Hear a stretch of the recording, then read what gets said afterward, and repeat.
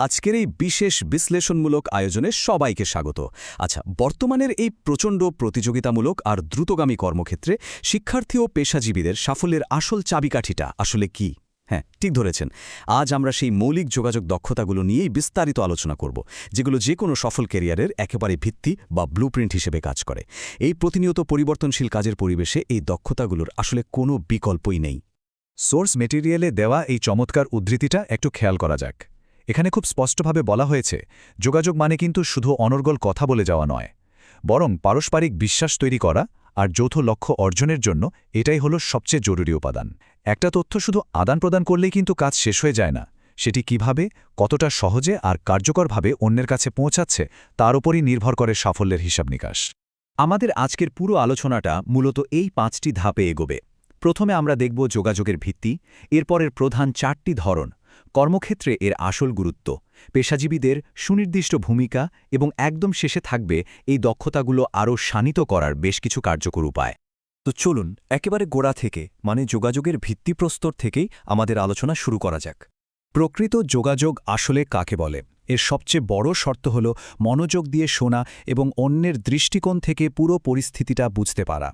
ধরুন, কোনো একটা কঠিন বা চ্যালেঞ্জিং পরিস্থিতির সৃষ্টি হলো, সেখানেও ইতিবাচক মনোভাব ধরে রাখা, ব্যক্তিগত আক্রমণ একেবারে এড়িয়ে চলা এবং কারো চরিত্র নিয়ে কথা না বলে শুধু যৌক্তিক আলোচনার মাধ্যমে সমাধান বের করাই হল আদর্শ যোগাযোগের মূল ভিত্তি। সোজা কথায়, অন্যের প্রতি সহমর্মিতা থাকলেই এই ভিত্তিটা একদম পাথরের মতো মজবুত হয়। ভিত্তি তো তৈরি হয়ে গেল, এবার আসা যাক দ্বিতীয় ভাগে। এখানে আমরা দেখব যোগাযোগের সেই প্রধান 4টি ধরন বা স্তম্ভ। এখানে মৌখিক যুক্তির আনুষ্ঠানিক কাঠামোর সাথে অমৌখিক আদান প্রদানের খুব সুন্দর একটা তুলনা উঠে এসেছে। মৌখিক যোগাযোগে আমরা শব্দ বা বাক্যের ওপর জোর দিয়ে ঠিকই, কিন্তু অমৌখিক যোগাযোগ প্রায়শই অনানুষ্ঠানিক হলেও একজন মানুষের আসল মনোভাব বুঝতে এর কোনো জুড়ি নেই। একটা মুচকি হাসি, বসার ভঙ্গি বা গলার স্বরের ওঠানামা, এগুলো অনেক সময় হাজারটা শব্দের চেয়েও বেশি কিছু বুঝিয়ে দেয়, তাই না? আর এই স্লাইডটি বাকি দুটো স্তম্ভ খুব চমৎকারভাবে তুলে ধরছে। ইমেল বা মেমোর মতো লিখিত যোগাযোগের জন্য যেমন সঠিক ব্যাকরণ ও কাঠামোর প্রয়োজন হয়, অন্যদিকে দৃশ্যমান বা ভিজুয়াল যোগাযোগ কিন্তু চোখের পলকেই মানুষের মনোযোগ কেড়ে নেয়। সঠিক গ্রাফিক্স বা একটা সুন্দর ইনফোগ্রাফিক ব্যবহার করে একটা বিশাল খসড়াকে এক নিমিষেই সবার কাছে বোধগম্য করে তোলা যায়, যা আজকের এই ব্যস্ত কাজের পরিবেশে রীতিমতো একটা গেম চেঞ্জার। এবার তৃতীয় অংশে প্রবেশ করা যাক। আধুনিক আর এই তুমুল প্রতিযোগিতাপূর্ণ কর্পোরেট সংস্কৃতিতে এই স্তম্ভগুলো কিভাবে সাফল্যের চাবিকাঠি হয়ে ওঠে, চলুন সেটাই দেখা যাক। যে কোনো ব্যবসায়িক নেতা বা দলের সদস্যদের জন্য এই দক্ষতাগুলো একেবারে জাদুর মতো কাজ করে। এর মাধ্যমে কাজের নিখুঁত সমন্বয় করা যায়, ছোটখাটো ভুল বোঝাবুঝিগুলো এড়ানো যায় এবং সবচেয়ে বড় কথা, নানা ভাষা বা সংস্কৃতির কর্মীদের নিয়ে একটা দারুণ সহযোগিতাপূর্ণ ও উৎপাদনশীল পরিবেশ তৈরি করা সম্ভব হয়।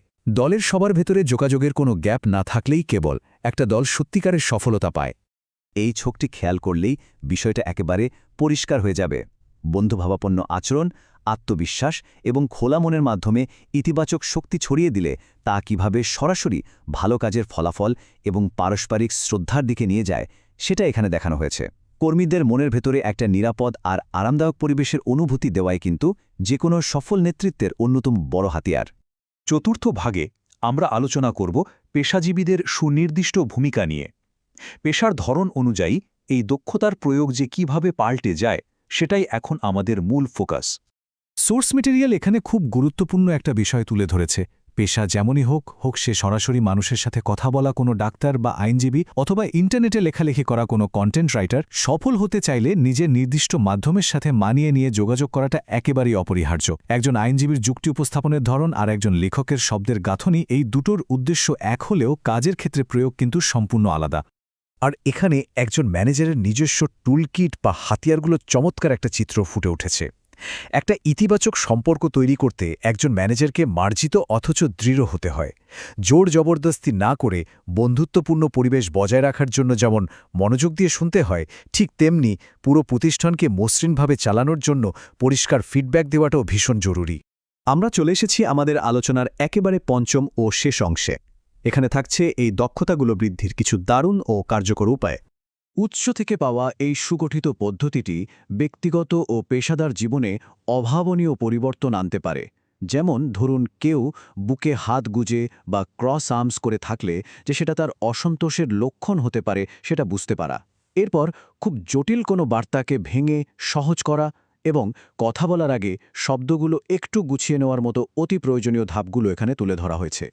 মুখ ফসকে কিছু বলার আগে একটু ভাবার এই অভ্যাসটা আমাদের অনেক বড় ধরনের ভুল বোঝাবুঝি থেকে বাঁচাতে পারে। দিন শেষে একটা কথা সবসময় মনে রাখা দরকার, যোগাযোগের সবচেয়ে বড় সৌন্দর্য লুকিয়ে আছে এর সরলতার মাঝে। খুব কঠিন বা ভারী শব্দ এড়িয়ে নিজের মূল বার্তাটিকে সহজ রাখাই হল ক্লায়েন্ট এবং সহকর্মীদের চোখে সত্যিকারের বিশ্বাসযোগ্যতা আর আস্থা প্রতিষ্ঠার মূল চাবিকাঠি। সহজ ভাষায় নিজের আইডিয়াটা সবার মাথায় ঢুকিয়ে দিতে পারাটাই তো যোগাযোগের আসল মুনশিয়ানা, তাই না? আমাদের আজকের এই বিশ্লেষণের একেবারে শেষে এসে সবার জন্য একটা চূড়ান্ত প্রশ্ন রেখে যাচ্ছে। আমাদের দৈনন্দিন কথাবার্তা ও মিথস্ক্রিয়াগুলো কি সত্যি আমাদের চারপাশের সহযোগিতা, সম্মান আর গভীর বিশ্বাসের একটা পরিবেশ তৈরি করতে পারছে?